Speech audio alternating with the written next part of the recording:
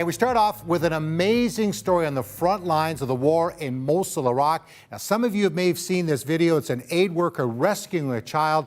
It's absolutely phenomenal. David Eubanks is his name. And I mean, this is just frontline stuff. This is danger. And this also has some sad endings and it's also some good endings as well. Yeah, so David Eubanks, he's an aid worker and he's working with the Iraqi military, the American military, and they're pushing back ISIS.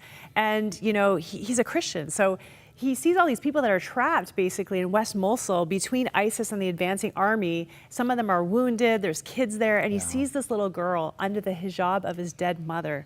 And he thinks, like, I have to do something about this. And so he says, God, when should I go? And he just thinks, well, if I die, my wife will understand that I was trying to rescue a little girl, but I have to do this. And this is the kind of bravery we see all the time in the front lines. And I love the fact that people of faith, this guy isn't even military, he's an aid worker. No, and he's a guy that has rescued, has rescued many people in other parts of the world. And, he's with the, what are they called? The Burma Rescue Army or something like that. Yeah, and just an amazing group of people. And here he's in Iraq, and he was a special forces soldier, so he does have a little bit. Definitely have some training, but he was not there in full armor and things like that. No, and he says love inspired him to do this. So let's take a look at this video. We'll talk about it in a moment. Take a look.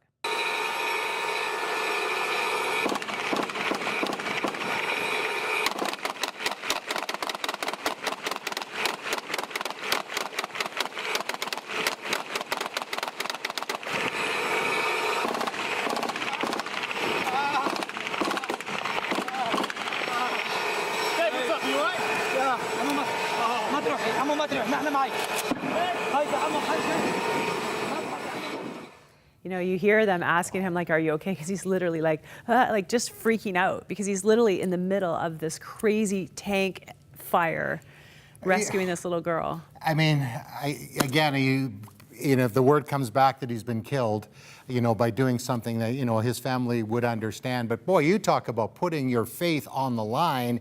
And, God bless them. And, we think of what's going on in Iraq in places like Mosul, Nineveh, where it's very, historic Bible territory there, and all the heartache and the brokenness and, the people there. And I've met many from Mosul, have been near the area, many Christians that came out of Mosul, fortunately they were able to get out. But it's heartbreaking. But in the midst of all the carnage, the blood, and the death, we see that little girl and it touches your heart. Oh, I know. And you know what? This is a picture, I think, of God's heart. When Christians love, when people of faith do extraordinary acts of love, that's the heart of God, right? He sees us in a war. We are in a war zone, and the enemy is trying to kill us. And then there's Jesus. He runs out. He risks his life. He gives his life, literally, to save us. And I think we're called to do that every day, to lay down our lives for him and for others. And it's incredibly inspiring. It absolutely is. And, please continue to pray for Iraq and Syria.